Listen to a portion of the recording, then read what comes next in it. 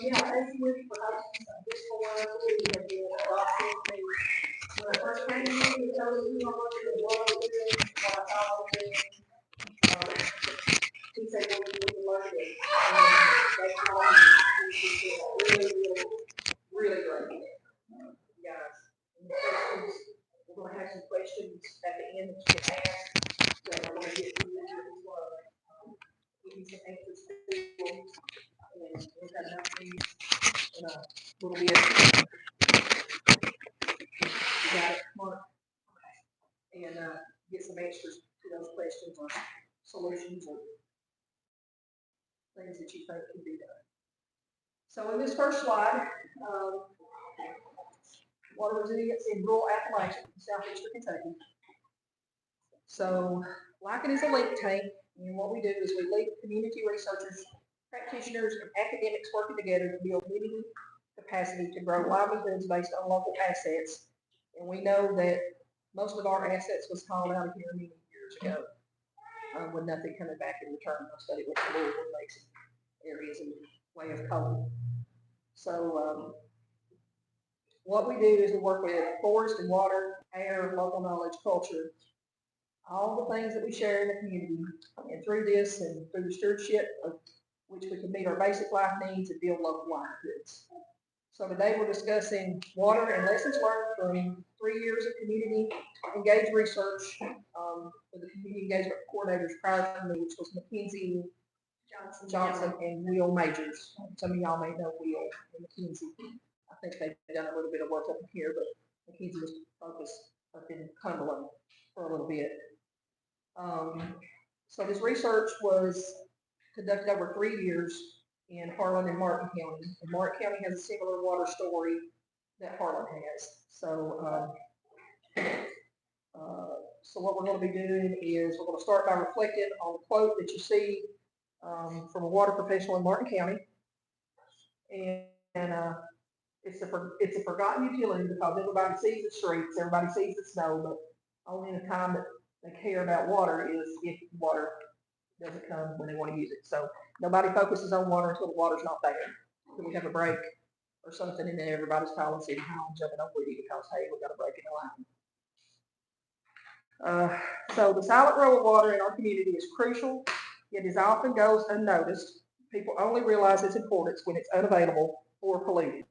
As we explore this topic, I would like to invite you to think about how we can better appreciate and help improve our water system. I would also like to invite you to think about the role that local knowledge and culture play in the water resilience effort. So before we begin, I would like to say a few words on what LIKEN is doing, what our mission and vision is. So you can slide two.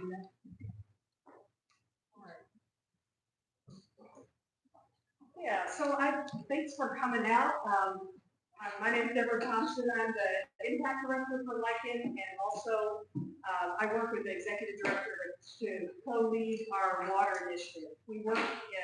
LIKEN works in a lot of different areas, and it might be a little confusing because we work in water, we do work with forest livelihoods, we talk with people about the stories of their place, we work with disaster resilience. We have a lot of areas that we work in, but the thing that brings it together is that we realize that a lot of times knowledge is in these silos. You know, if you want to talk about water, all you can do is you're shunted over to one spot.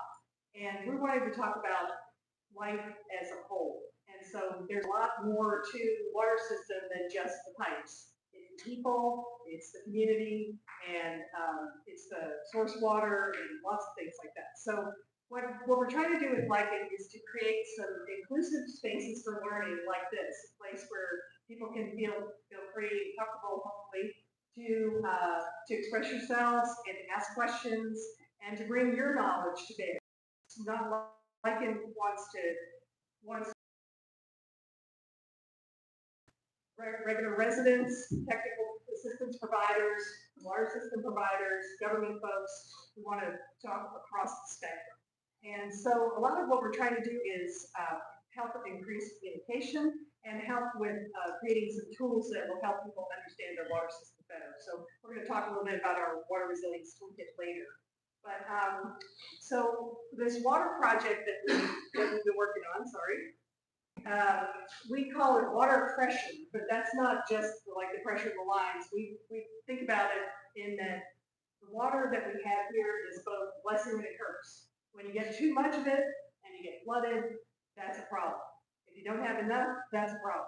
But so what we're trying to do through this initiative is to help communities build more resilient water systems. And so we want to understand how extreme weather and social factors affect water systems.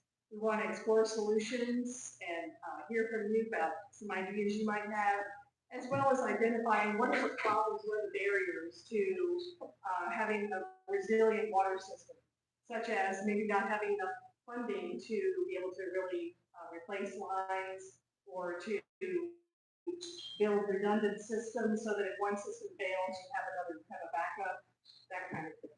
So this, we started in 2022, and that's we hired Will Major to work here. And I know that we talked with Woody, and I'm not sure if he talked with you, Mayor Manning, but he was working with some of the residents here to listen to the residents about what are their concerns and touring the water plant and things like that. And working with the Tri-Cities more when Mackenzie started was because Mackenzie Gillum was from Cumberland and Lynch, and she knew more people there, and there was an opportunity to work with the EPA project that was going on there around wastewater. And so we saw that as an opportunity to try to help facilitate some of the conversations there. And so we're really excited that Michelle can work back here in Evarts, and that she knows some of you and is from more of this inside of the county. And so thanks so much for coming in. So we're really, I think when we first came into Harlan County, we had no idea that there were so many water systems and so many different kinds of water systems. You know, you've got Black Mountain Utilities, which doesn't even have a plant. They resell water, they purchase water, and so forth. So that was a big learning curve for us to learn about all the systems in Harlan County. So it's much more helpful to focus in on one area, and so I hope that this will prove to be a fruitful partnership. So I think to say a little bit more about LIKEN's way of working is that when we first started with Will, really what we did was just listen. We talked to people in the community, we had conversations, and through those conversations we tried to get a sense of what people thought were the challenges in their water systems and what could be some of the ways to get into the system. What are some of the things that people would like to see? And so what we prefer to do, what we try to do, is to first listen to people and then bring people together in these kind of brave spaces and bring people from different backgrounds together. So we call it a cross-sectoral knowledge exchange. So sectors being like government and technical assistance providers and residents. So bring people together to talk and then move towards action and try to bring that evidence out and move forward with action. So that's one of the things we'd like to do today is to end up with some action steps, some things that we can use to move forward in working together to improve Evarts' water system. So I think that's, turn back over to Michelle. Okay. Slide five. Okay. So I've been working on this project since the beginning, 2022. So that's what Michelle asked me to explain some of it, which I'll do my best. So when we ended up with about 30 listening sessions where we talked to people, and we were, so we put those, we transcribed those listening sessions, and we analyzed them as far as like what were the main themes that people brought up. And some of the themes were things like aging water systems, lack of funding for improving water systems. Another one was that a lot of people had trust issues with their water system. And so through the analysis of those listening sessions, we thought that a lot of the issues and challenges would fit into kind of three buckets or three main categories. And so we felt like through these three categories, we could help achieve resilience in water systems. So we had to think about, how did these water systems start? We discovered that when you have a background, a pathway of development like Harlan does, where there was a lot of deep mining, a lot of company towns or small towns that had their own water systems. And then in the mid-20th century, when surface mining came about and it was harder to mine coal underground, a lot of the coal companies pulled out, left the water systems for people to take up there, and then, but didn't necessarily leave a lot of resources to help take care of them. So that was a little bit different from how Martin County developed. They have a different pathway of development where there was some deep mining, but really more of the mining has been more recently, the surface mining. And one of the things that really impacted their pathway development was the big slurry spill that happened in 2000. And so because of that, a lot of people lost their well water and their spring water, and they had to be quickly put onto the water system. So there was a lot of very quick. How many gallons of? It's more than the Exxon Valdez. Yeah, 3 million. 300 million? I don't know. I don't remember. I don't know if anybody knows. Here, I can look it up. There's a huge amount of coal slurry going into the Tunkport River. And so they have a kind of a different pathway of development where they just have one large system that covers most of the county. And so it's a little bit different working in those places. So we have to take into account the history, the economic history, the built infrastructure, what's already been there, what are the mountains like. That's getting more into the human-natural interactions. So there's extreme weather events that happen, and they're different in different places. There are different ways of viewing nature. Is nature viewed as an ally or enemy? That kind of thing. A lot of times we talk about trying to tame a river or something like that. And that's going to affect how you work with the system. And then there's civic infrastructure, which is things like local knowledge and action. Are there groups of people that are willing to take action and work together? Are there public spaces for coming together and talking? So these three areas here, regional and sub-regional development, the nature of human interactions, and community-based stewardship and civic infrastructure, they can all work together to create water resilience. So that's what we're trying to sort of use it as a way of trying to understand how these complex problems come about and how to then come up with solutions. Any questions about that? I know it's a lot to take in all at once. Yeah, that's why I let her do that, because where I'm still relatively new, I'm still learning. That's a lot. It's a lot.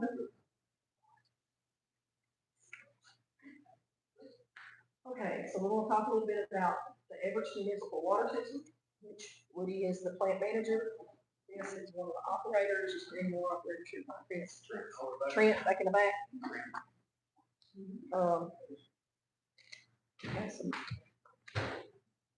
people coming in. That's good. So here we examine the Evarts Municipal Water System. And the system draws water from 4 wells and deep mine. Is that right, Woody? 4 of them, because I thought there were 3, but there's 4. Emergency situations, they draw from the Clover Fork, which, as you can see,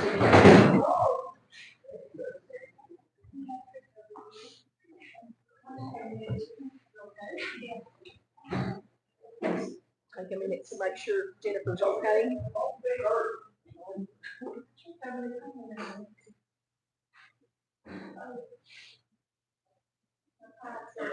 Don't worry about your pride.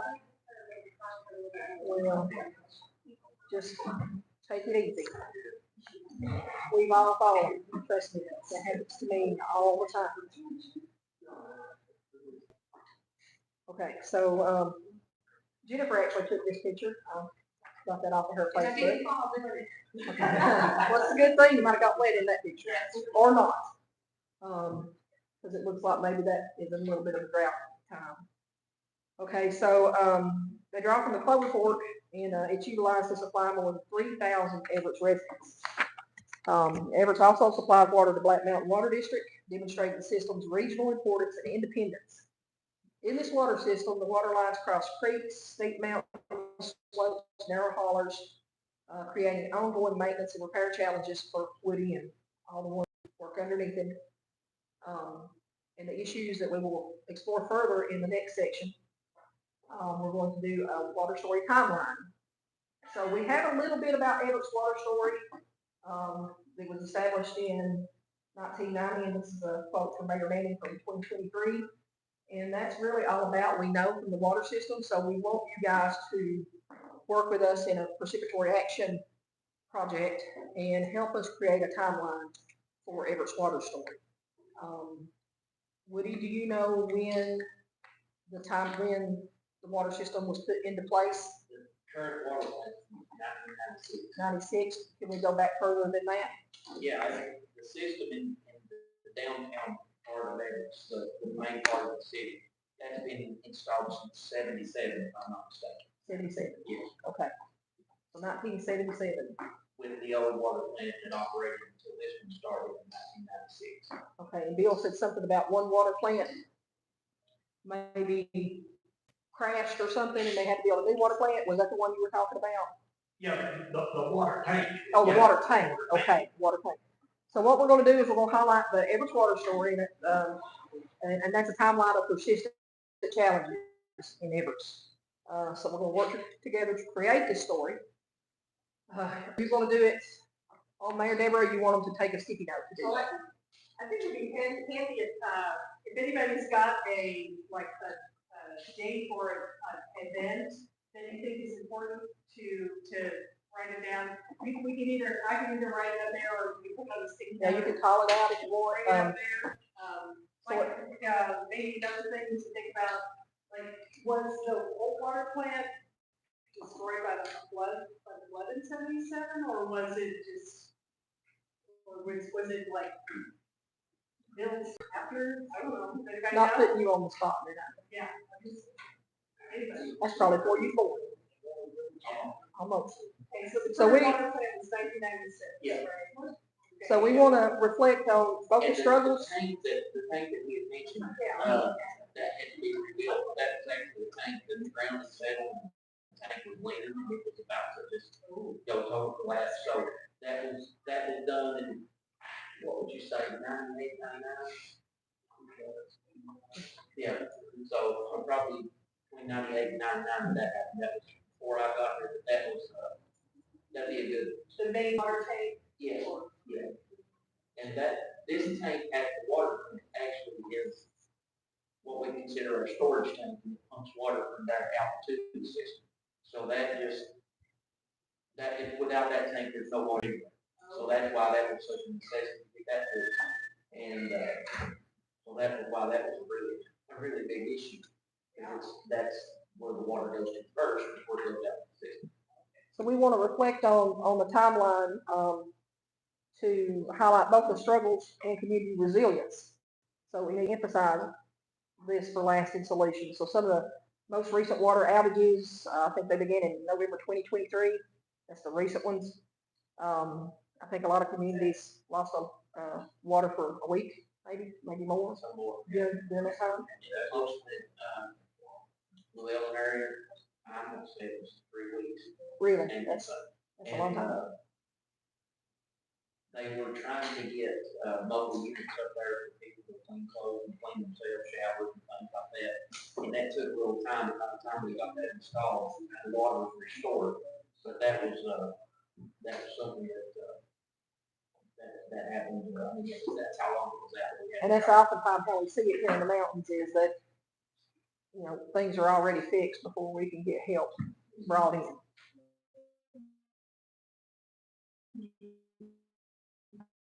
I think 2024 maybe. About a year and a half. I mean, it was. So it's just ongoing? Yeah, it was an ongoing issue for quite some time. And, really, the biggest thing that helped us the most was get somebody trained, and that took the initiative to get the leaks in the system fixed. At the time we had the issues, we were looking at 65–70% water loss. And now we've got that down to right at 20. Yeah, So that's we say amazing. 50% of the water that we're pumping, that's the reason why we're not in the shape we're in. It's the push to keep the system in line so that it won't stress the plant.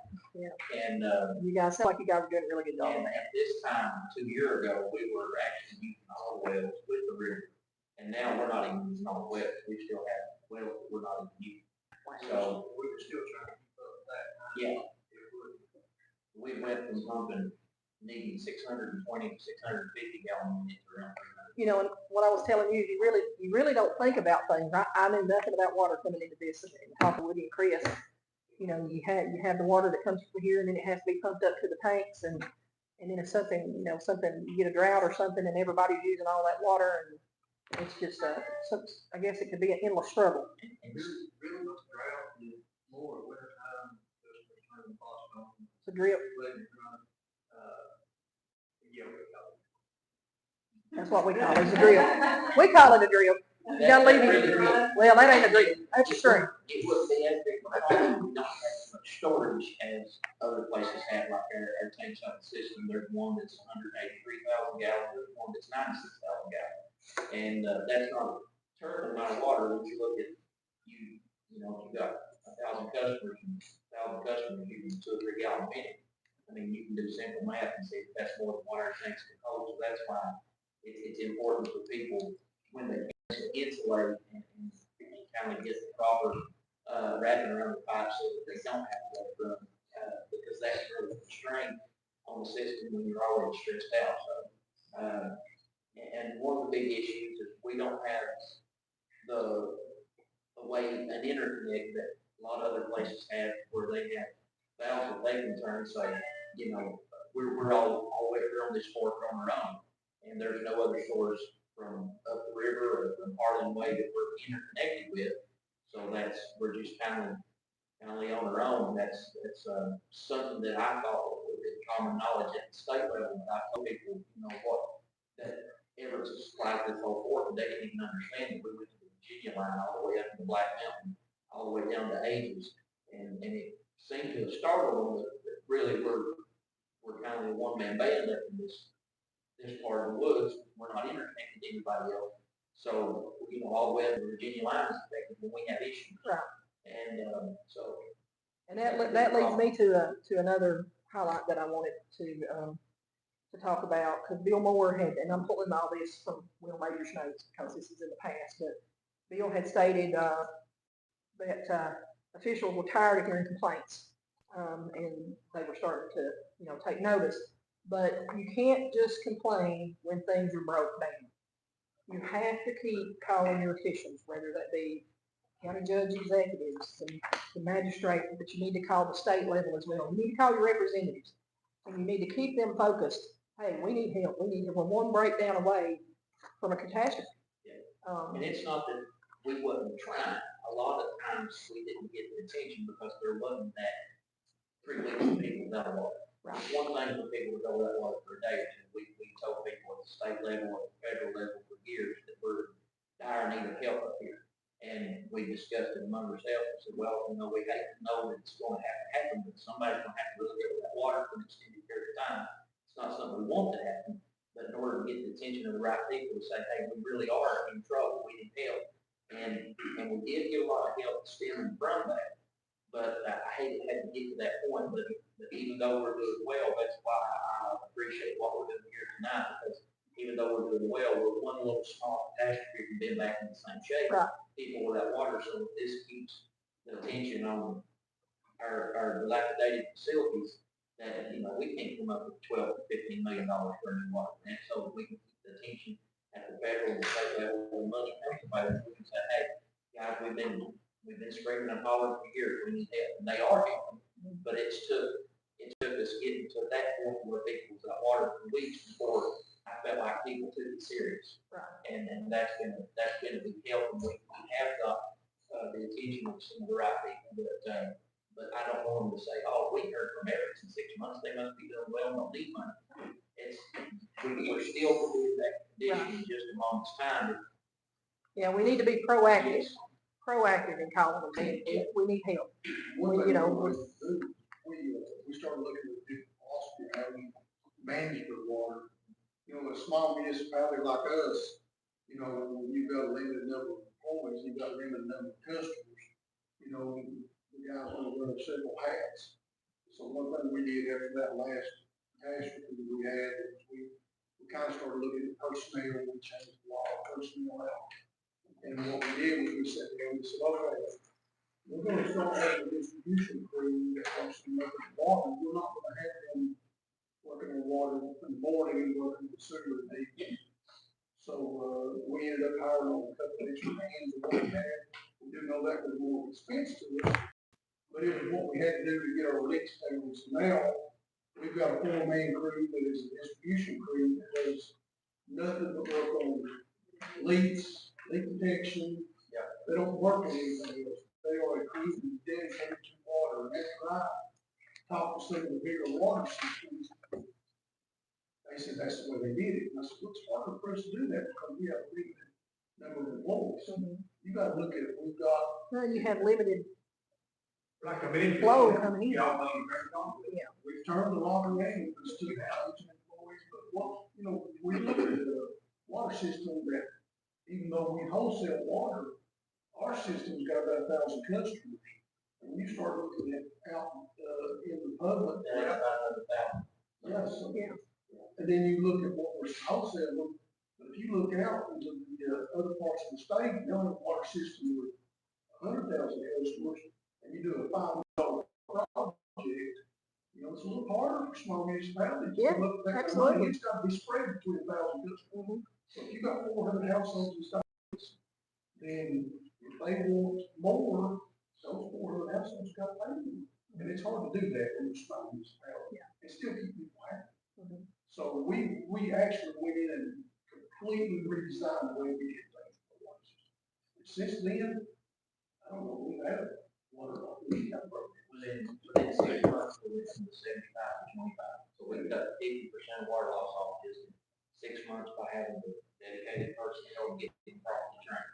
Rural water, I told it been cheaper on them to rent a house here in Harlan Stables. They were in so much at the hotel Harlan for, they came in and trained our guys, did some groundwork, you know, just, we had some people trying to do it. And, There are times, they come in and sweat the parking lot. Those things. So when was that? When was that they hired people to, After the last catastrophe we had, what we did, like 2023? probably 2020, no, it was after 2023, probably closer to 2024. yeah. Because we've not had any problems in about 2 years. Okay. And, like I said, I'm trying to find some wood, Bob. we just, yeah, don't jinx us. We just completely redesigned our philosophy, you know. It did cost a lot more money, so that made it a little harder to balance the budget, and make sure that we was able to still be able to do things. But it sounds like in the long run, it's gonna In the be. long run, we've got so much, you gotta look at this, the more money the more water loss prevention we have, the more money we save, we're able to pay employees more. You know, because then you're not spending extra money on chemicals, you're not spending extra money on, And being able to keep employees, that's a big issue too. I think maybe Kaywood Water Department has had issues with that, with not being able to keep employees. And I've been able to speak to Kaywood Water about this, and I told them that what we went through, you know, you've got to have a dedicated distribution team that works local water. We're gonna do one of these hopefully in Kaywood in the future. Deborah said I'm from this end of the county, but I'm not from this end of the county. I'm from the Kaywood Cranks. I'm from the Cranks. That was the big thing that turned us around. We just changed our philosophy. Change your philosophy. Yeah, That's important. That's an important thing. It's not just, Well, for a lot of years, we were able to do it like that because we wasn't using much water, but when that water loss got out of hand, we had to change with what circumstances gave. Now, is that something that's communicated in the public, or is that something that we can help communicate to the public? Probably not, because, you know, we took the lumps when we didn't have water. We're not here to take the attaboys out to fix it. Right. You know, we're kind of low key, we don't really, you know, we don't say this is what we're doing, but that's what we did to fix the problem. Now, is it fixed? No, we need a new water plant. I got a call from Bank Friday, and another corporation going on now. And they're, you know, they want to make sure that we are still on track, that Evarts is still needing money, that we're still, you know, we've got the same people in place to be able to fund the money and make sure that it's taken care of. So they are still listening to us. But we told people for 2 years now, just because you go to the water or there's faucet with water, don't stop complaining. Yeah, don't stop Still complaining. talk to them, still complaining, because, you know, the squeaky wheel gets the oil. That's right. It will be- That's exactly right. And you need it. I think something that I feel like everybody, you know, probably in this room knows, everybody in this county knows, or their region knows. I mean, it'd be hard to get water from Lynch all the way up to, right, it's just not gonna happen. And or all the way to the wall, or all the way to Crates, or all the way to Bledsoe. Right. So essentially, from a geographical or topographical sense, kind of alluding to what you were saying, and I'll circle back around to something you said, we're really 5 different counties. We are. That's the thing. Very 5 distinct areas that have, I mean, you can look at it this way, but you can look at it this way. Here's the roads, there's all the mountains, here's all the roads. You can only do so much, so you have to have these pocket plants or pocket areas that are producing water from each individual port. If it was West Kentucky, and you had Planet Land, you could run one pipe and supply. See, that's the situation. That's kind of Going back to what Eddie was saying, the metrics, when they're looking at this rural water, vision of water, all the people in the large funding sources, they look at number of customers. The number one thing they look at is, well, you need a water plant, it's 15 million, but you serve 100,000 people, you serve 30,000 people, you serve 23,000. But they don't look where that section of the serves. They Like, simply work on the numbers. right, they don't So, look at the A lot topographical of section. times, we in the county, from experience, from city council, from different things, we come with mentions, and certainly got familiar with measuring more so with the issues on this board, but when they just look strictly at the numbers, then, when we have times of serious shut-offs, they go, oh, they get moved to the top of the list, they say, oh, this is an issue, we need to look at it. And then somebody out of Western Kentucky, or somebody in Northern Kentucky says, oh, we're serving 60 and 80,000 people, and we just start moving back down. So it's important. I mean, I know Bill was taking 1 million phone calls in situations up here, I've taken that we've had situations on my end. And I know the mayor, I mean, everyone in this room has had multiple phone calls over this situation. And if we had a magic wand, if Bill had a magic wand, maybe if we had magic wands, It'd be done yesterday. this meeting would just be about eating cookies. Yeah. There would be no issues whatsoever, we would just be trying to. Well, hopefully, We have to- with what Mark's doing over here and Mark's doing YouTube, hopefully the people in here tonight, the people who's gonna be watching this video, and we're gonna share it on our Facebook and our platforms, that people will see the need to keep being proactive and writing your representative, calling your representative, making sure that we're, you know, our names still getting to them. We've got probably some of the best representation we've had in the county as far as from a county standpoint. Mitch Whitaker from over, he's in Letcher County, but he has a portion of our county that Adam Middlesboro has. Adam, well, they would have been here tonight except legislation was called. And then you've got Scott Madden, which the number one thing that I like about him, and I told him this, I said, you were a man. He dealt with water issues and water plant issues, and he helped try to work out everything, I guess, American Water and Final, and trying to put some of the things through Bell County. So when you call him about a water issue, you don't have to explain it. He already knows. So it is, I think we're gonna see a lot of traction, I hope, but the number one thing to do, I know Michelle said, call your manager. I can't do it. I don't have a manager. Call your Call me, I'll talk about it. Call your representative. And try to be nice. I mean, you know, and sometimes you get more luck with honey than you do. Right? And Scott and Adam both been in touch, we just went along. Yeah, that's good. And even though we're doing good, they're still talking to me about how can we get more funding. Well, Adam invited us to come up, when we have time to talk to him. And so that's, the more attention that we can bring to it, the better, the more attention we can bring.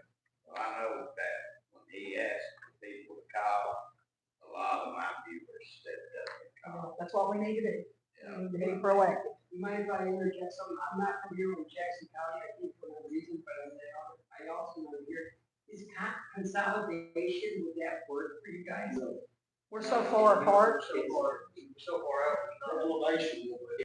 Second largest land mass county in the state of Kentucky, Pike County being number one, but you can actually consolidate Pike a whole lot easier than you could Harlan. It's just, everything has a mountain between every road, and then the elevations climb as you go out. Folks come in, you think, oh, but instead, if the high point was in Harlan, we can make it work. The high point Well, was up there.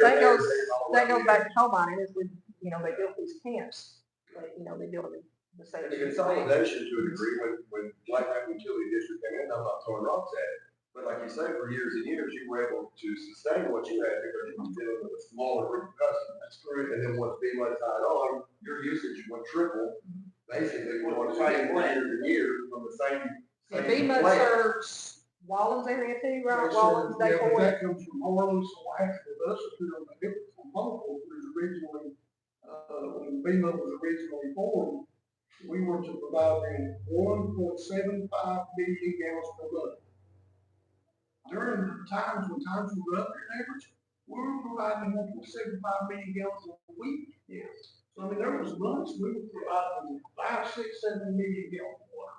So the system was added on to, and what happened was back in the 2000s, this was before, right before I became mayor, we did a lot of water line projects because there was money out there for water lines.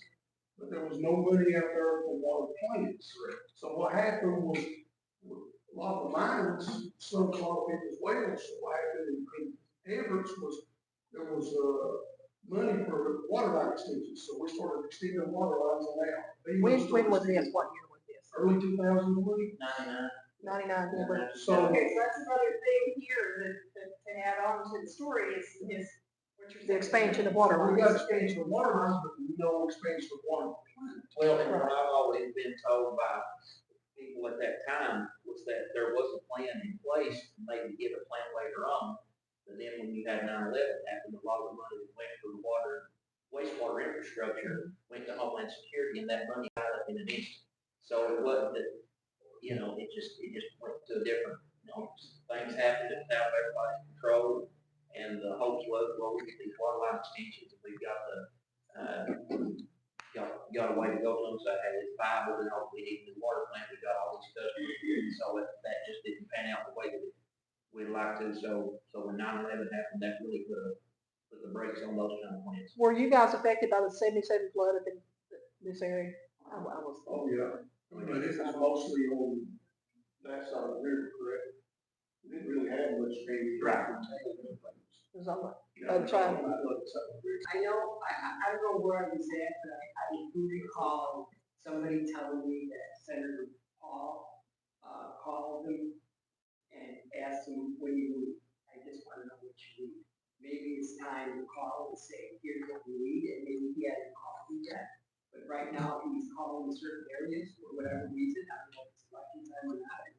Well, then that's somebody Every day who. is election day. That's somebody else, call the representative, call the Take advantage of whatever day it is, So maybe you can give a call and say, hey, look, I understand you're asking. I can't remember where I heard, because I travel everywhere, and I can't remember who told me that. I guess Senator Paul. Our office actually do wonderful work with us too. They'll call us and talk to us, they'll reach out to me once in a while. How's things going?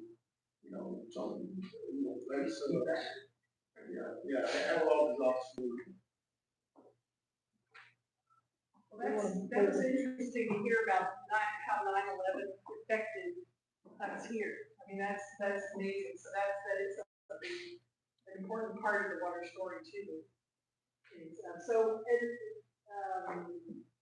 Yeah. Anything else like that you can think of that's kind of, Yeah, something that affects you that you might not And even, you can still get, it's not local.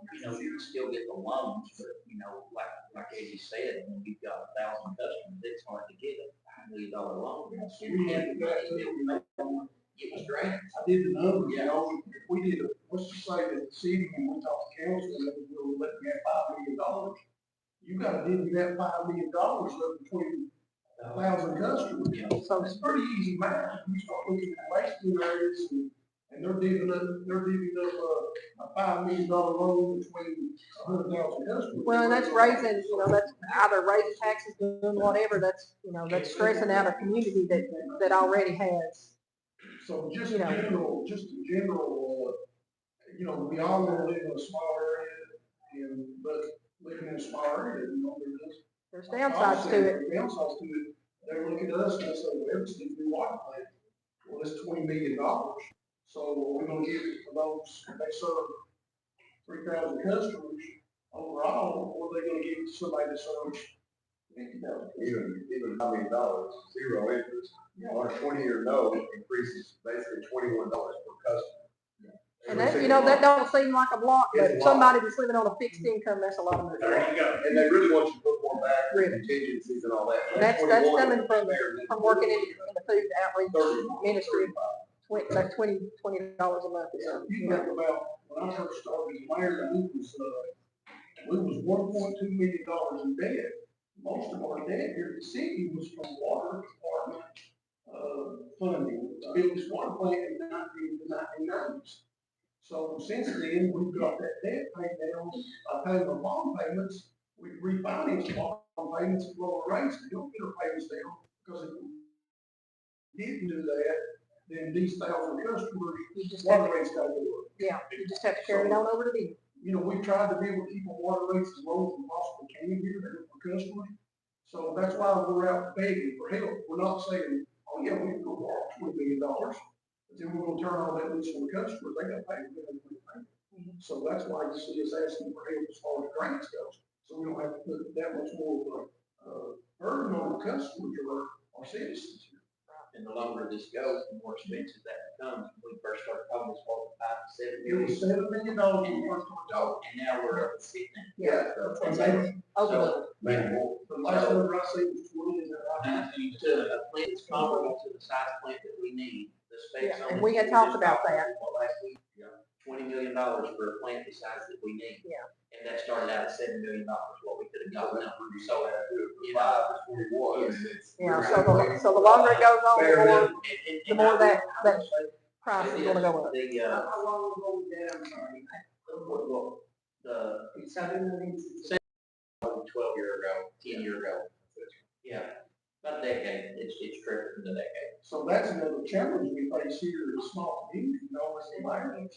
We sit down with our budgets and we start going, how much burden can we put on People. And the further we kick it down the road, the more expensive it's going to become. It's like, when you finally buy So some. you're basically putting a Band-Aid Yeah. on the And wound. I will say this, just in the past, 3 years since we've had the trouble, 2 years, I'll say, we've got counting, 900,000 right at it that they're going to get for the plant design because of all the attention that we've got, because we have had people calling our representatives and things.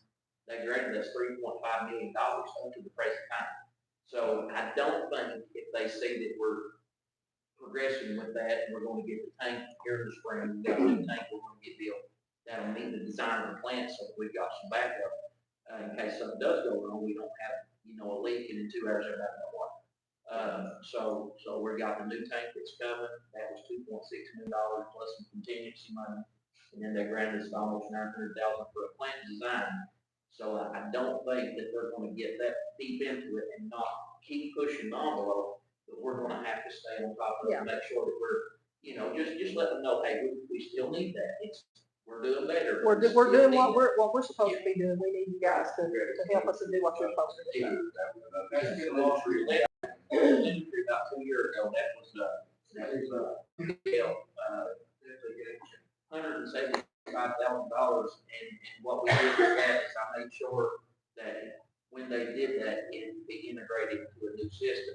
In case we did get a water plant, it wouldn't be out another $200,000 just for new laundry system. So it's up to date, it's state of the art as far as telemetry goes, so, if something was to happen, we don't gotta go in debt for probably what would be $250,000. So, that would save $250,000 just by having something that, so we try to take the proper steps and looking for the future, just in case something does happen to save what we can.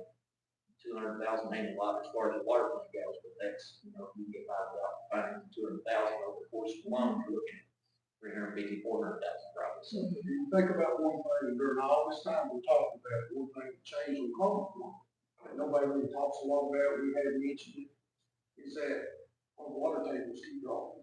They do. So all of this we went through, you tie that in with water tables dropping, if you look at the river right now, 20 years ago, there was pockets of this river that was so deep, and now The same issue Cable's having. it's so way down. You look at our waivers, you look at our mines, I mean, this whole time that we went through this, the one thing we get thinking, because there is times we go to severe drought. Yeah. Our water table drops so low that, you don't have your leaks down to 15%, you don't have all the bad shut. So we run into that for years. Yeah, 15 years ago, we could get 4 to 6 months, almost almost half a year off just the mine supply. And now we're lucky to get, there's 6 to 8 weeks. But if we have a dry year, that just puts you all We in. have a drought, that'll go from 6 to 8 weeks to 3 weeks. So those are things we've not really discussed, and that's. And that's something that just has to be on anybody's. Wow. Yeah, That's that's water table. So climate and Mother Nature. Since I worked in the city, 25 was the first year that I seen it go 8 weeks on the line. Wow. Every other time it's been 3, 4 weeks. But last year was very, We very had a- wet we year, had a good so wet year. that prolonged the mine source. Even. But that can change on a dime. And mine source, the reason that we're so, excited when the mine picks up is because it's next to nothing as far as treatment. It's all gravity. You don't got one pump going. It's just coming, you put a little chloride or a chlorine in, it's good to go. So you're saving tons of money in chemicals. You're saving tons on electric.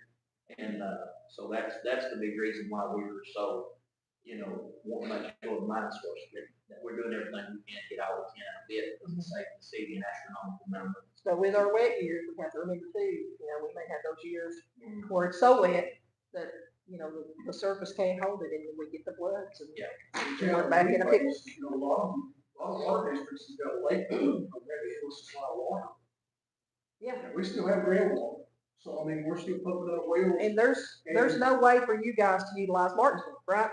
I mean, no, that's impossible. There's no way possible. I did bring up a couple years ago about trying to do Blue Elbow Lake. Yeah. But the cost to run water lines from the well to Evarts was just so. Do y'all use high spring? That's- Is that what it is? There was just no way to do that. So, we don't have any supply of water. A lot of mine away from here, on the road, and got busy. But again, that's cost. Our roads are so tight already, we're doing water lines. Because, my big thing was, why don't we just try to keep high springs, or even up at, Carson Robbins, right? You're talking about just millions of gallons of water just for steam. But getting into Evarts, it's gonna take a lot of, we talk, it's just gonna be very expensive. It's a whole lot more expensive to run 5 miles of water lines in the mountains. Or in the county, Sure is. run 5 miles of water lines. Well, you can talk to a grave digger over there, he can tell you exactly what you're gonna run into, what you're gonna run into when you dig it down, what you're gonna hit. We wanna move on to slide 8. Yeah. That gives us a lot. All right, so now we're gonna talk about freezes and floods. So winter 2025, I think around February, Harlan faced a challenging period when Governor Beshear finally declared a state of emergency following severe freezes and floods. Aging infrastructures played a critical role in this crisis.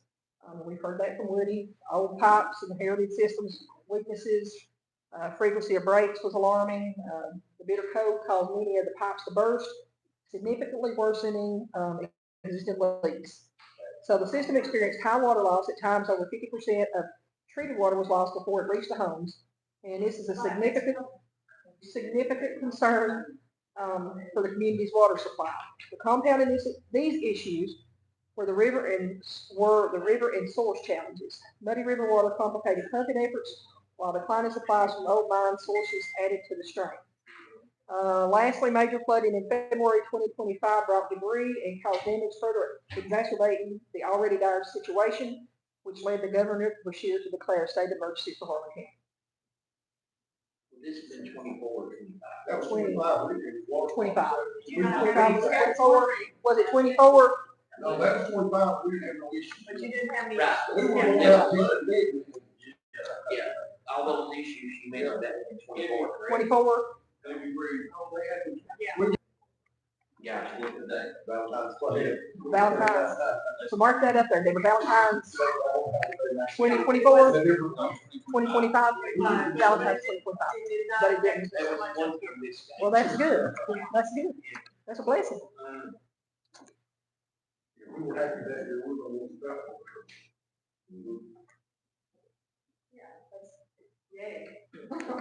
Slide number 9. We're gonna talk about the Evarts water system again, and what questions y'all have. So we're gonna do another little exercise that, you're gonna write questions down for Woody. All questions submitted through this process will be reviewed and answered by Woody. The responses will be shared with the community at a future meeting to ensure everyone access to the same information. And this is a good thing for Woody to participate in, because he knows what's what when it comes to the water plan. By collecting and responding to public questions, we aim to build shared understanding, improve transparency, and support informed decision making about our water system. So this just helps include the community on being a part of the water story. And this could also be, questions about challenges. Or solutions that you think, well, no, that's later. Yeah. We won't worry about that. Challenges that you think, from your perspective, what challenges you have. So if you guys have any kind of challenges or Ready to have a concerns that you want to write down, we'll stick them up, and I'll get with Woody to answer those questions.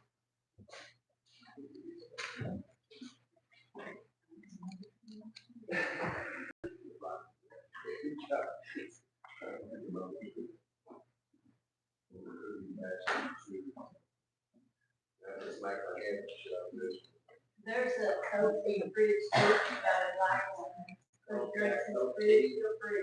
you gotta Anybody got any questions or anything y'all want to write down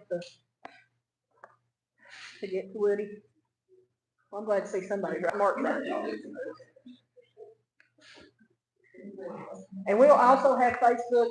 I'll put this on Facebook, and they can send me questions they want to get to you. You just compile the questions and email it to me, I will. and I'll get you a document, I'll use those, just copy and paste it, and you can get it. That's my ability and answer that, That's right. so you can maybe put that on your own website. Yeah, and we can get it, maybe in some of the little sites on Facebook that people go to all the time. Yeah. Some If of you the are- RSL sites and things like that, people maybe put it on the cities. Would you send around the email list, like, if people are interested? Yeah.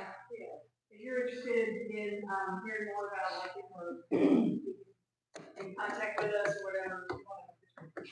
And what I would like to do also is, in this community, maybe start a little monthly meeting just with community members, not necessarily y'all, but just with community members, for them to be able to address things that I can take to Woody and see if we can get people more involved in the water story.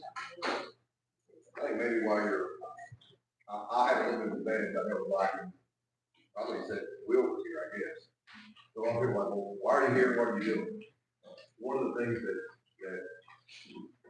is important is that they're able to, especially across the whole county and then time in region and Martin County and other things, so LIKEN ends up becoming a regional voice when you're speaking legislators, you're doing things like that. So meetings like this are important to make you think, well, it's just so many of us here, really what does that mean? But when you put it with the Cumberland area, when you put it with the Caden area, then you start seeing a county county some branches coming off. focus, and then you see Martin County or other counties, Letcher, that have some of the same issues we do from a topographical standpoint or geographical standpoint.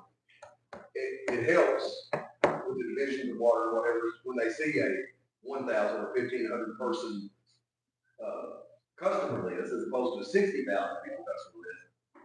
When they're able to see it, you all kind of paint a picture.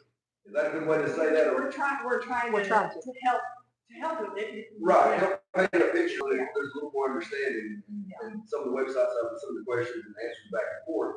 That's a very deliverable package. Deliverable. Instead of having to have somebody from every single area regionally show up at a division of water meeting or something like that, you all are able to provide, well, we've been all over the region. Here's what we've found. Here's their research. Here's their community meeting. And a lot of this stuff too, as you go for water grants, as you're asking for additional funding, you can reach back out to people and pull information back from you to help fill in blank spaces on grants and answer some of those questions. So I've had people before ask me, what is this LIKEN thing? So that's my best description of it. You all just get into the neighborhood and get into the communities, try to pull out as much information, relevant information as possible, compile it into something that's more deliverable or edible, and try to eat the entire elephant. You got to do it your own body at times. You deliver bite-sized elephants, I guess, to things, and then you. Well, we also want to empower the community to be able to be heard. Well, and I think it makes a connection, whereas even though everybody's able to come to the council meetings, most people's not going to do that. But this, at their own time, they can, go and look at Q&A sessions and answers and get a lot of information, when they have issues. It is a lot to take in, and it's sometimes hard when we have water outages. And they're like, well, why is it going to be 2 days before I have water? Well, it's going to go 3 different tanks before it gets to where your area is at. And you got to get the pressure. Yeah. So it's those things I understand the frustration, but I like the approach.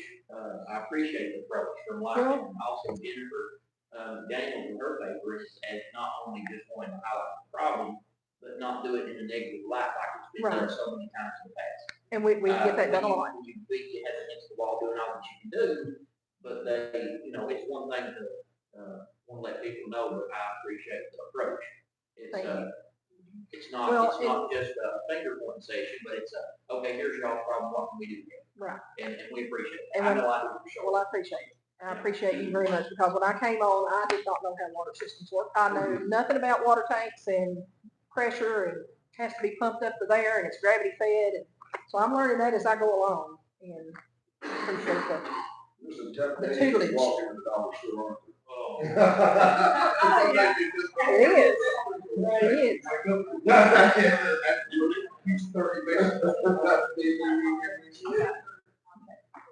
So that's a question, right?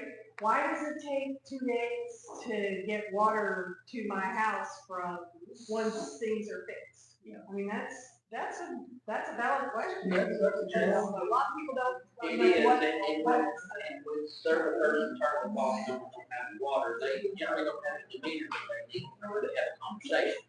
So if you have. Well, and that comes, I think, too, with being in the position that you're in. It makes it a little difficult. Sometimes they see you as authority. He's the target. He's the reason we don't have water. And if that's not the case, then we want to be able to communicate that with people and be able for them to feel. I don't want to use the word safe, but safe to share stuff with us. I mean. Also get them to understand, that we get this call off. Well, Woody's got water, but Andy don't. Why not? Right. But Woody lives in one area, Eddie lives in another. Yeah. Customers just don't understand.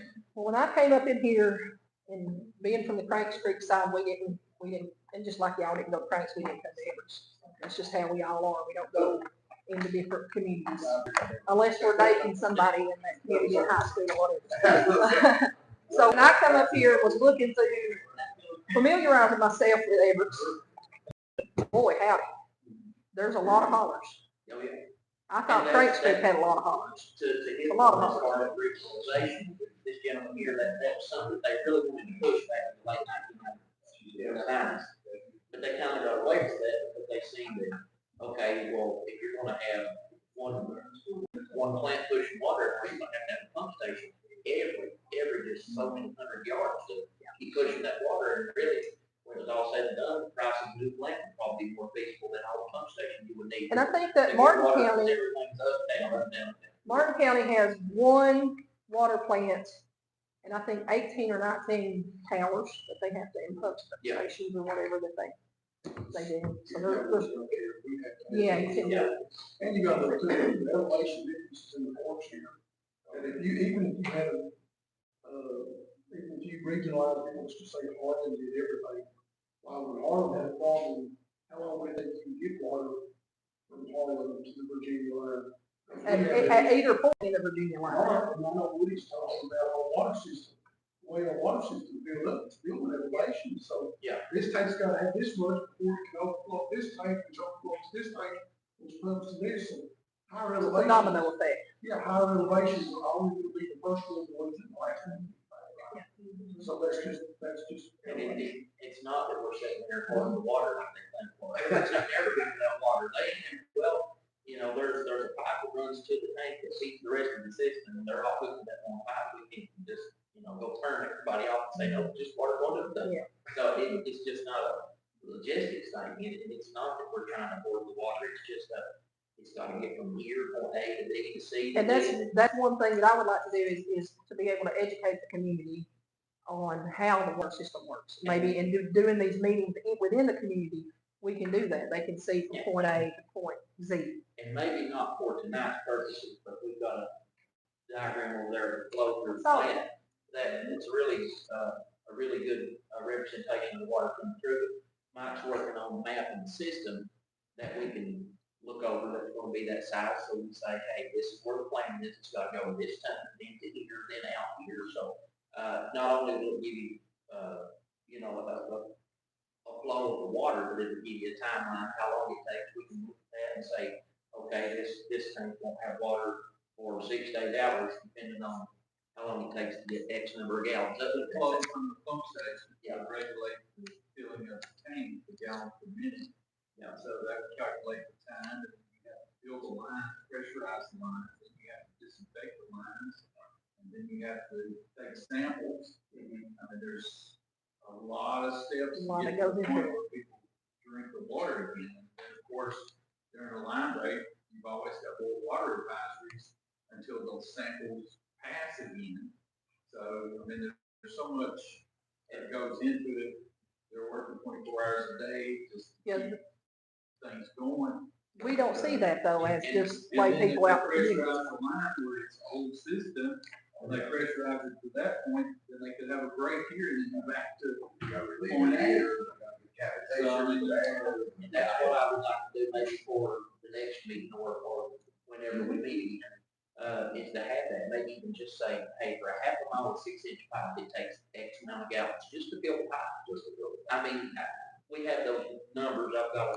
And if you guys are willing to work with me with that, we So can- that would be something that would, some simple math that just wouldn't be, if you work with it every day, it's one thing, but if you don't work with it every day, we'll make it to where it's in layman's terms, where everybody can understand it, so it's better understood. That way, when we do have an issue, they can think we're ordinate for everybody.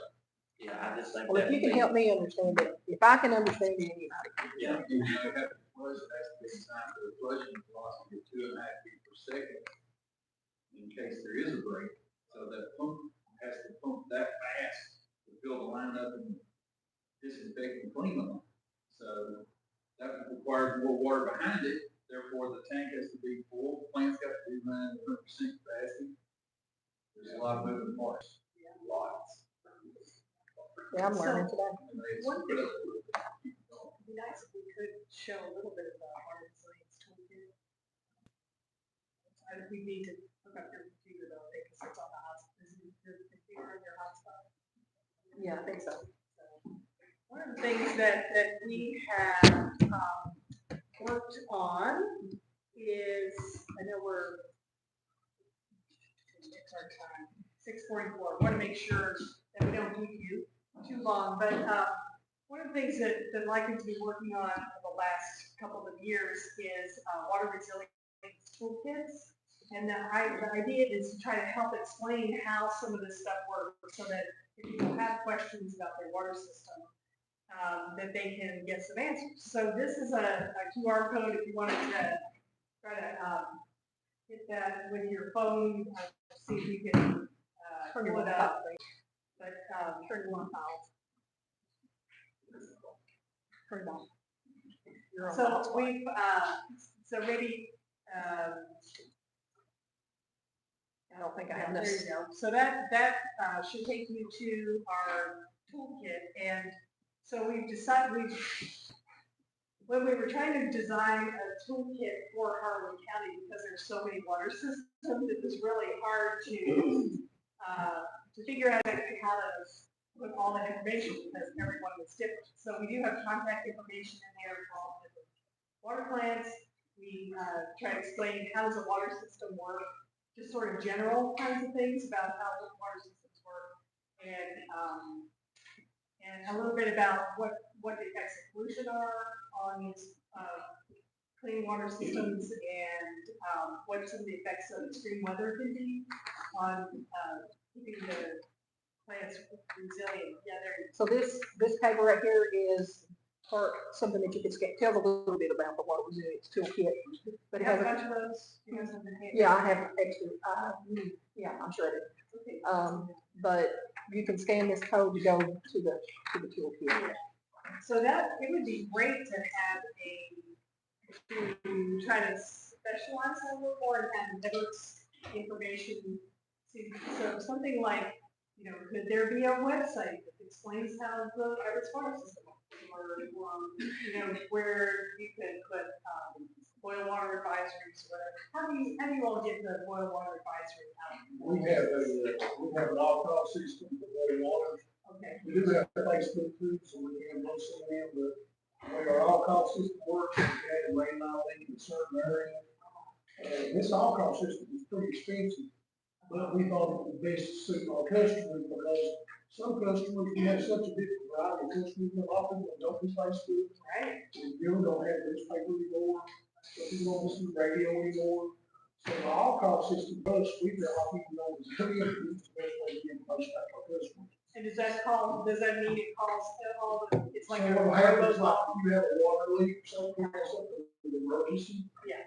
And say it's in the dark water area, then on the all-call system, everybody signs up for it, and we receive a text from the city hall that says, boil water advisory. If there's a leak in the Burma area, they'll get a text. You don't get a text that where the area is in it. It would cost so much. Or in this boil water. Okay. So the all-call system, like I said, it was Well, that's good. I didn't know expensive. y'all had that. But, I don't know who else has it in this area, but we really like it. Right. So we have a broadcast system similar to that at the pantry. The only issue that we have with that People have to update is for information, I'll to see how about once every 6 or 7 months, but it'll last. or sending it to the spam folder. We get that a lot at the pantry. We send out our monthly call for people to come in to get their stuff. Ours is still via text, so. Well, ours is too. It's via text, but they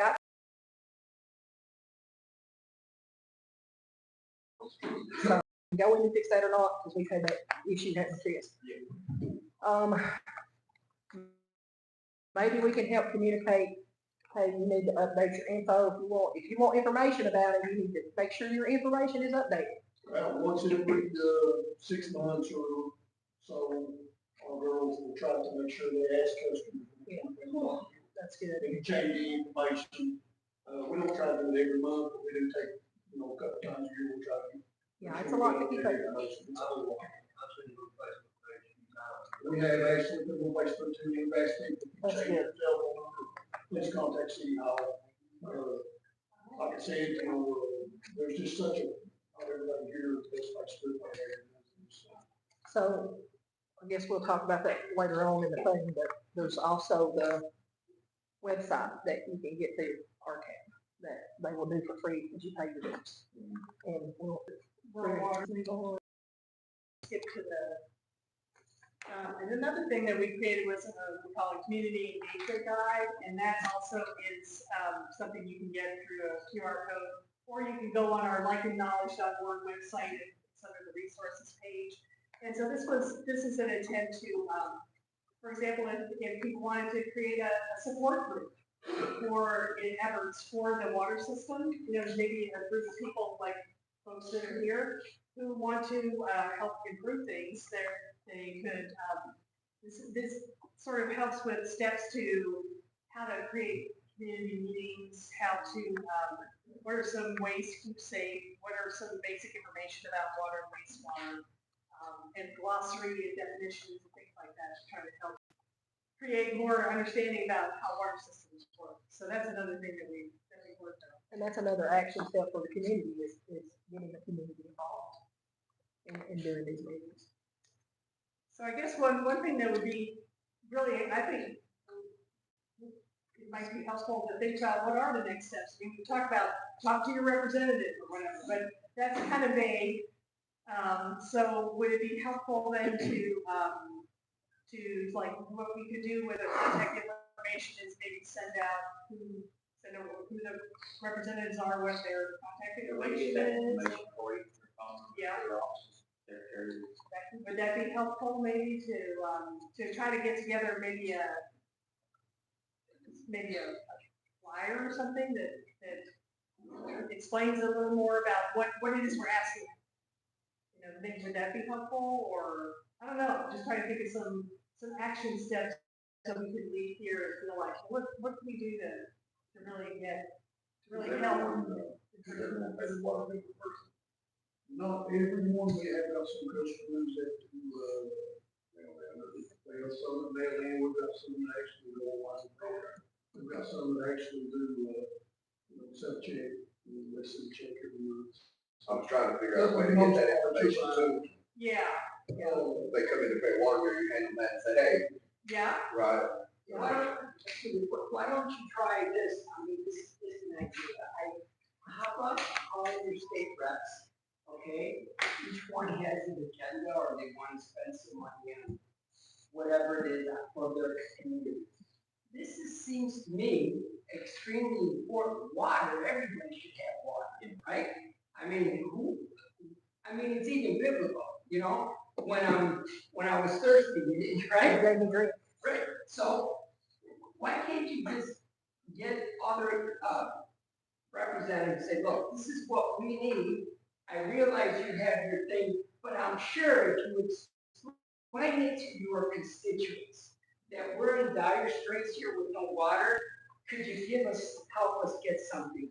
I think they have started, they really have, I really think the past couple of years, they really have stepped up. But the reason that it's hard to get money for it is it's one thing for everybody to drive down the street and see a new lamp post, but nobody's seen new water lines. And it's something that's out of sight, it's out of mind, and you're not even thought about until you turn the boss on with the water. So, but we do have some people that is really helping us. So as far as that goes, I just hope that everybody will keep, I don't want to use the word aggravate, but they, they're our representatives, they work for us, that's their job. And this is That's exactly right. part of our community. It's your utilities, your wastewater, your garbage, and water, electricity, and all that stuff. So You'd be surprised if people in Washington make some deals. Yeah. There would be deals that you would be totally against. Unless you go on. Worked up in the last 2 years, that we have seen more progress in from people in Frankfurt, and I've seen in my 15 years as mayor, they've been more communication. I can honestly say that I think that they're trying to help us, and I think a lot of it's due to complaints, people talking to them, not necessarily calling. You don't have to call and get rough with them, just call them. That's what they want. Just to draw attention to it. The last couple of years, I've seen more help come to Evarts in the last 3 or 4 years than I've seen the first. There is Well, we- maybe nothing to see that. No, not at all. Not at all. Yes, absolutely. So, but we need to keep that ball rolling. Yes. We just need to keep it rolling. Keep up the good work, keep your foot on the gas, don't stop complaining, calling, but Right now, I can go say. Or even saying, or even call and say, thank you for what you've done, can you continue to help us? I got a call, like I said, I got a call Friday morning from Flavor, I know we're in session right now. Mayor, we'll give you enough money, you know, we got you in mind. What's your priorities? What are you gonna do? You know, what's the future for you? What's the future for the water system? You know, those kind of questions. So I think that we're still in front of them. That's a good thing. Great. So that's, yeah, so showing what you're doing with the money too, that you're already. And they are very pleased, like I say, this in all conversations.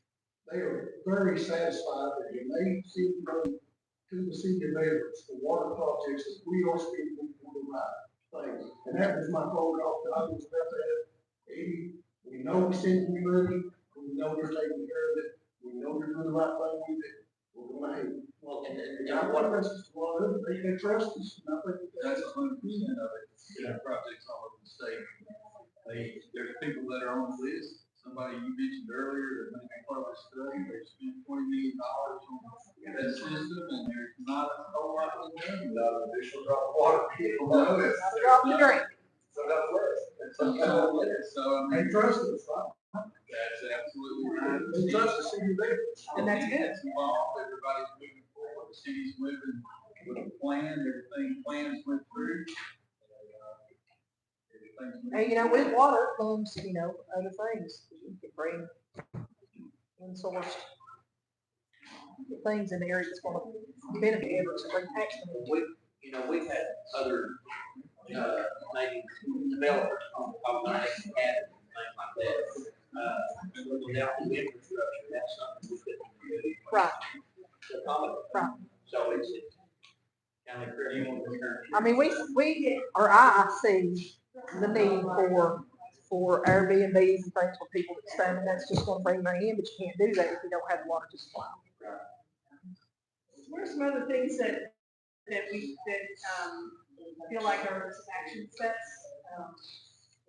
Is that what you were asking, like a flyer that gives all the state reps information, who to contact, and kind of here's what you need to say.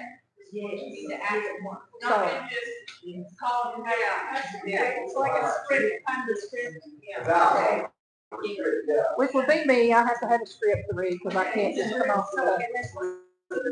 Yes. And there's ways to play. Okay. Because I'm sure people do get their fair shares of Yeah. nastiness. And that's not gonna get us. It's not gonna get you anywhere.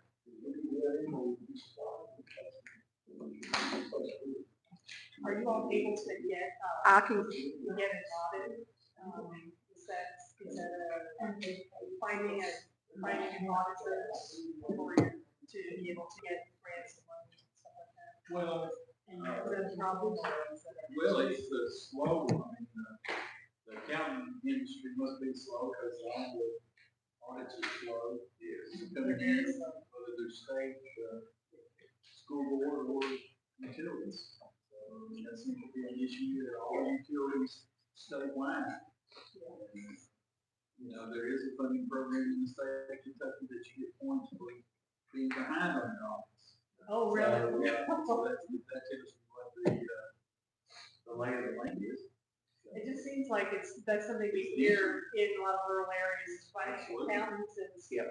And we've had ours should have been, what should have been done a long time ago. We had everything that we needed on our side. You don't do that, it's up to them after that. So it's, but, we stay up to date with that as much as we can. Well, most of this stuff rolls around, we're not gonna give you 6 or 8 months. When that money's there, we're getting this out. Here's the application. Certain markers, if you can't beat it, you just miss out. So we try to stay with something. So the financial institutions that are getting grants and loans, they look at 5 years of past audits, and then you have to do 3-year performance past the initial year to show that it lasts basically an 8-year performance. Because some of these loans are 40 years. Yes. USDA rural development loans are 40-year loans. So, I mean, gotta show You the got pattern. 1,000 customers, and how many of those can you afford? Well, that's one of the things, like, it's been trying to say less, has been thinking about that, because we hear that from people that getting a timely audit is sometimes really challenging, and so we've started talking to CPAs to try to see if there's some way to get a little more pro bono work or something for small water systems, but I mean, we're not very far down that road, but that's one of the things we've been hearing, that we're trying to help. We got one spoiled over the years or there, because we had a local CPA that was really good with us, and he would do, he'd come up and sit down with us, and 3 days time, get all his information. And Oh, that's awesome. he's great, he retired, so now we're fishing, big pond. First out last year. Yeah, school boards come first, and then we kind of take it over the bottom, so the last 3 years has been very challenging for us to get somebody to do it all sometimes. What we're working on right now, we've been calling for 6 months. You said you have us ready this week, I will be next month, the next one, they're not looking at ready. So they're promising us that ours will be ready by next council meeting. I see lots of emails today, so I'm going to say, it'll be next council. When is y'all's council meeting? That's one thing. Third Tuesday, of each month at 6 p.m.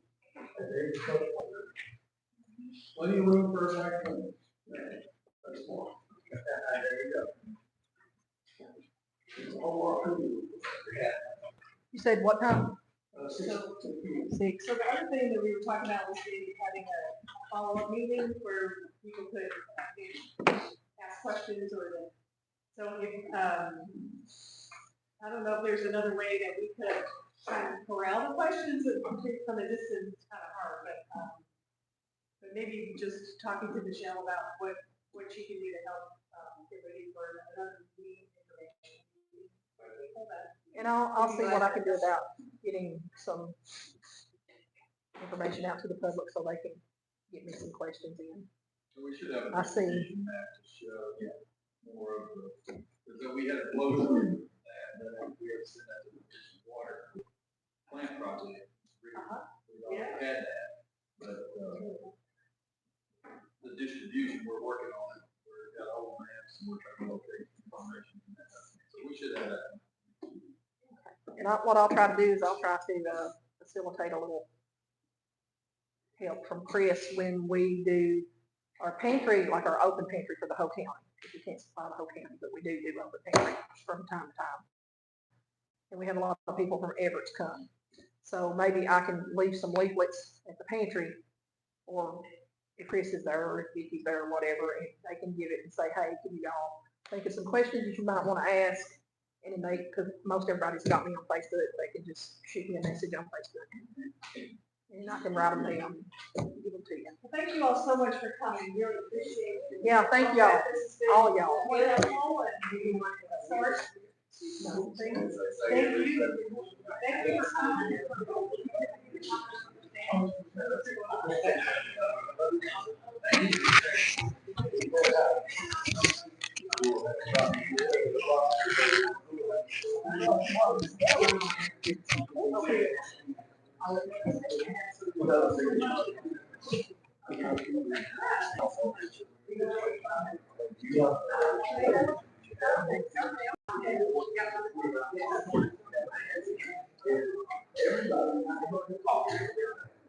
All right, we're just going to do some supper.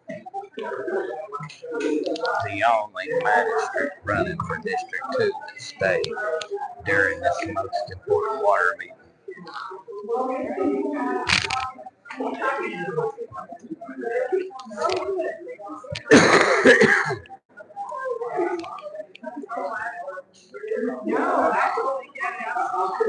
Sure, I got my microphone.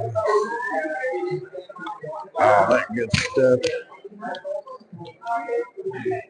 You want to steal me another cookie?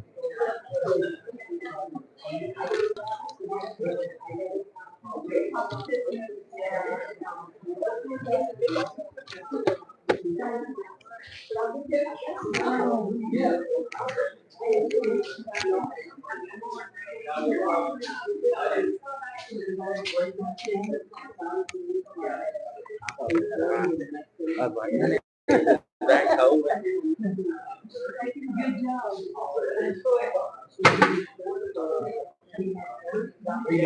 Take care, Mitch.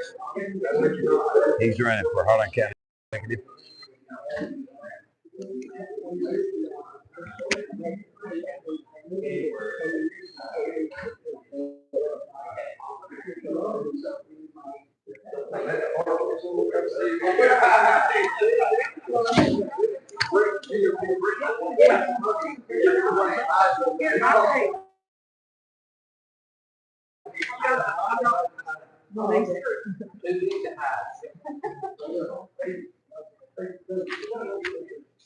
You do the, you do the council meetings as well, don't you? I thought so. So that may be something you want to do is at the council meeting. He also does the council meeting, so bring something that's got like that QR code or something to get out there. Yep. Yeah. You'll hear it. But most people don't show up council meetings, but a whole lot of people watch it. Yep. Your stuff. Yep. Well, hopefully, if I win this election, I'll be putting physical courts online. Well, Well, you gotta sort it out. I mean, I know you gotta work. I understand. Yeah. I mean, I get it. Yep. Yeah. I get that. But I mean, it still needs to be done. Yep. Regardless. Sure does. You know, so sort it out. All righty. Take care, man.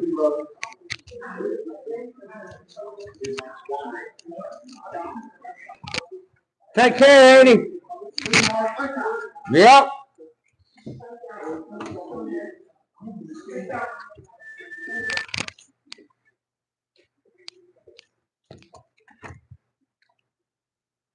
Oh my freaking God, I hope the newspaper lady does not try to sue me from, she said I made her fall. She bumped into me.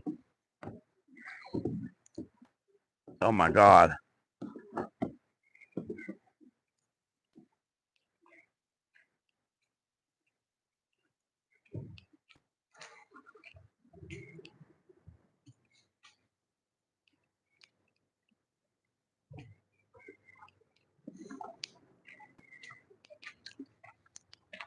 Sounds like to me they're going to implement my ideas whether I win or not.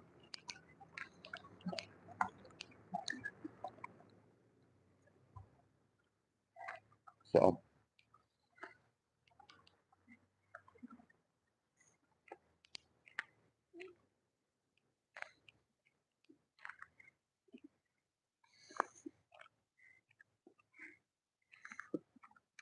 which is a good thing.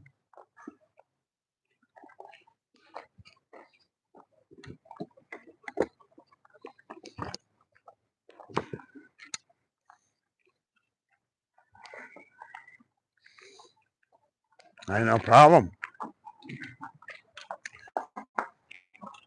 We're not a third world country. We need clean water.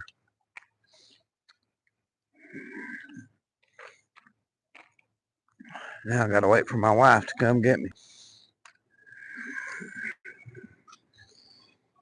Well, guys, thank y'all for watching. Make sure you like, comment, subscribe, share, do all that good stuff, and I'll see you all on the next one.